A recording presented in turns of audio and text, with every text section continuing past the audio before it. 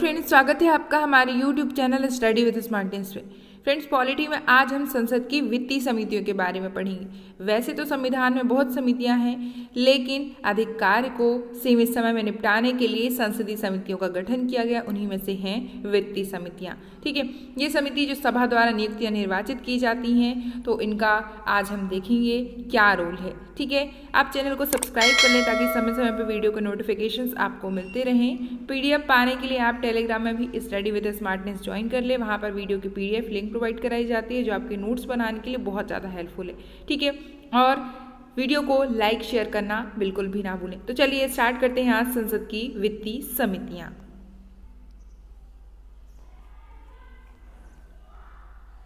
Montagu Chelmsford के सुधार के आधार पर 1921 से संसदीय समितियां अस्तित्व में आई थीं। ठीक है, और भारतीय संविधान के अनुच्छेद 105 में इन समितियों का जिक्र हमें देखने मिलता है, यानी कि ब्रिटिश काल में ही समितियों के गठन की बात कही गई थी।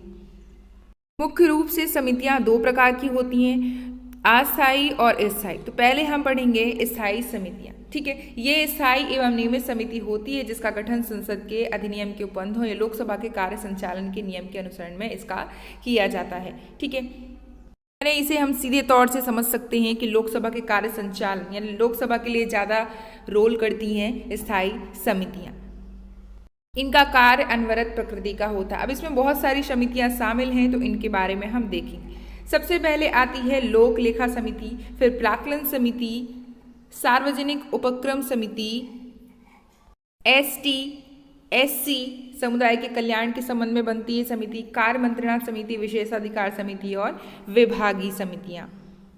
लोक लेखा समिति की बात करें तो इसमें 22 सदस्य होते हैं फ्रेंड्स। ठीक है, और जो 15 सदस्य होते हैं वो लोकसभा से लिए जाते हैं। बाकी के जो 7 सदस्य हैं वो राज्यसभा द्वारा 1 वर्ष के लिए निर्वाचित किए जाते हैं, यानी इनका टाइम ड्यूरेशन भी होता है। तो इसे लघु लोकसभा भी कहते हैं, आप याद रखें। और इसे प्राक्कलन समिति की जुड़वा बहन भी कहा जाता है। तो ऐसे क्वेश्चंस बनते हैं कि प्राक्कलन समिति की जुड़वा बहन किसे कहा जाता है? लोक लेखा समिति को।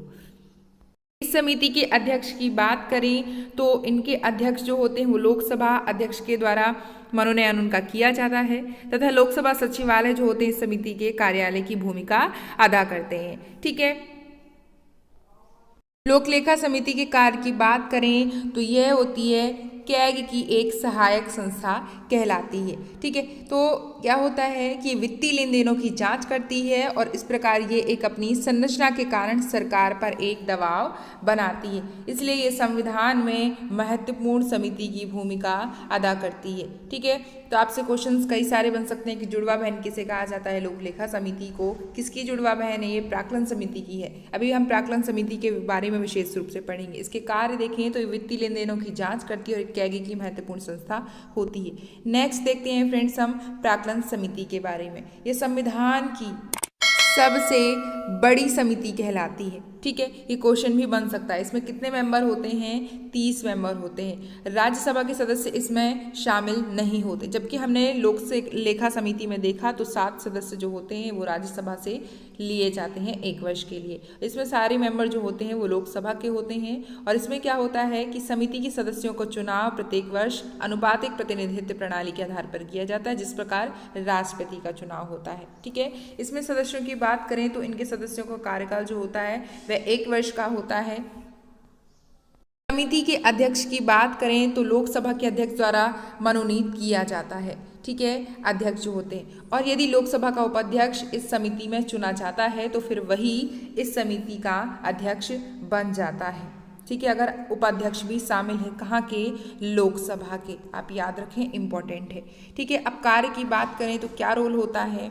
यह एक परामर्शदात्री का रोल अदा करती है, मतलब इसे परामर्शदात्री समिति भी कहते हैं। ठीक है, और ये अतिरिक्त व्यय को कम करने का प्रयास करती है, सरकार के प्राक्कलनों की जांच करती है। तो इस प्रकार से ये अपना कार्य करती है। नेक्स्ट देखते हैं फ्रेंड्स सार्वजनिक उपक्रम समिति, जिसे हम देखते हैं। इसमें कितने मेंबर होते हैं? 22 मेंबर होते हैं। 22 मेंबर होते हैं तो 15 लिए जाते हैं लोकसभा से, बाकी के जो 7 बचते हैं वह राज्यसभा से लिए जाते हैं। ठीक है, उसमें भी कौन से, तो आनुपातिक यानी एकल संक्रमणी जो मतदान होता है उसके आधार पर इनका चयन होता है। अब इनके हम कार्य की बात करें तो सार्वजनिक उपक्रम समिति का क्या काम होता है। ठीक है, तो ये प्रतिवेदनों, लेखाओं और नियंत्रक महालेखा परीक्षक यानी कैग के प्रतिवेदों की जाँच करती है।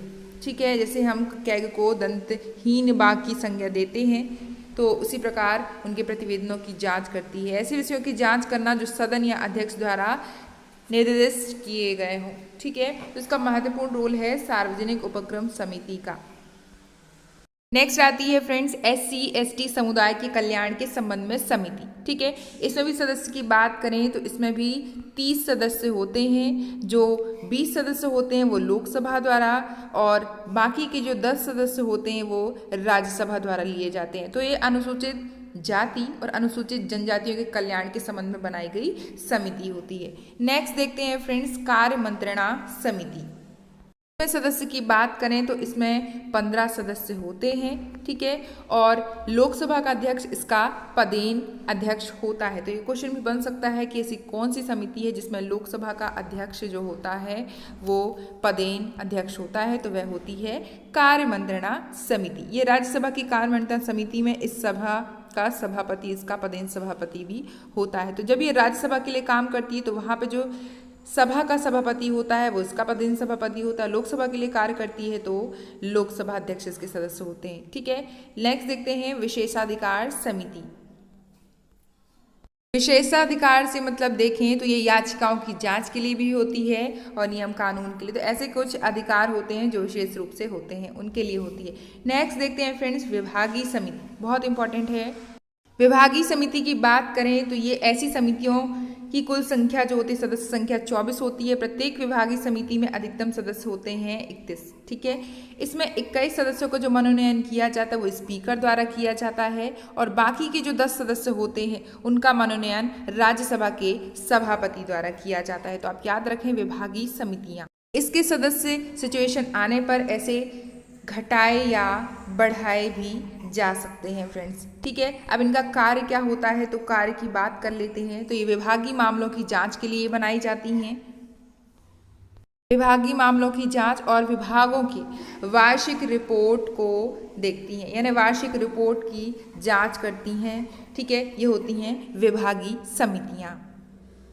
नेक्स्ट देखते हैं फ्रेंड्स अब हम अस्थायी या तदर्थ समिति जिसे कहते हैं। ठीक है, प्रयोजन विशेष के लिए तदर्थ समिति का निर्माण किया जाता है और कार्य पूरा होने के पश्चात इसका अस्तित्व समाप्त हो जाता है। जैसे कि नाम से ही स्पष्ट है, अस्थायी रूप से यानी कुछ समय के लिए ये रखी जाती हैं।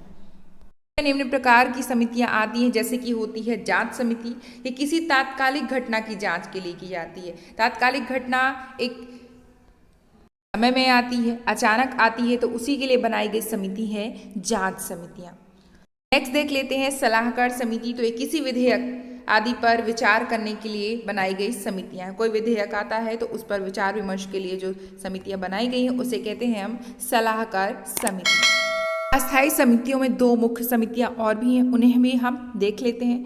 पहले आती है प्रभर समिति। इसमें कितने मेंबर होते हैं फ्रेंड्स? 30। ठीक है, जो कि विशेष सदन से नियुक्त किए जाते हैं और ये अपना कार्य करने के बाद समाप्त हो जाती है। नेक्स्ट देखते हैं संयुक्त प्रवर समिति। इसमें 45 सदस्य होते हैं और संयुक्त प्रवर समिति के सदस्यों का गठन होता है दोनों सदनों द्वारा, यानी लोकसभा भी आती है और इसमें राज्यसभा भी आती है। ठीक है, इनके सदस्यों के द्वारा इस समिति में सदस्यों का गठन किया जाता है। लोकसभा से 30 सदस्य जबकि राज्यसभा से इसमें 15 सदस्य होते हैं, तब मिला के होते हैं 45। ठीक है, ये अस्थायी हैं, तो जब इनका कार्य समाप्त हो जाता है तो उसके बाद ये समाप्त हो जाती हैं। संविधान में मुख्य रूप से कुल 24 समितियां हैं, जिसमें से 16 लोकसभा के अंतर्गत जबकि 8 समिति राज्यसभा के अंतर्गत कार्य करती है। याद रखें आप, बहुत इंपॉर्टेंट है, यानी लोकसभा के अंतर्गत अधिक समितियां कार्य करती हैं 16। अब इनका मुख्य रूप से कार्य देख लेते हैं। तो इन समितियों का जो मुख्य रोल होता है वो अनुदान संबंधी मांगों की जांच करना एवं उन मांगों के संबंध में अपनी रिपोर्ट सौंपना। तो लगभग हमने देखा कि सभी समितियां यही कार्य करती हैं, अपनी रिपोर्ट या जांच के लिए बनाई गई समितियां हैं, कुछ स्थायी हैं कुछ अस्थायी हैं, जो कार्य के बाद समाप्त हो जाती हैं। फ्रेंड्स हमने वित्तीय समितियों के बारे में पढ़ा। ये आपके एग्जाम के लिए बहुत इंपॉर्टेंट है। आपसे क्वेश्चन भी पूछा जाएगा कि सबसे बड़ी समिति है प्राक्कलन समिति। इस तरीके से क्वेश्चन बनेंगे। किसे जुड़वा बहन कहा जाता है? तो लोक लेखा समिति को प्राक्कलन समिति के जुड़वा बहन कहा जाता है। और भी क्वेश्चन बन सकते हैं, तो आप वीडियो को पूरा देखें, चैनल से जुड़े रहें, चैनल को सब्सक्राइब कर लें ताकि समय समय पर वीडियो के नोटिफिकेशन आपको मिलते रहें। मिलते हैं नेक्स्ट वीडियो में। Thanks for watching. जय हिंद।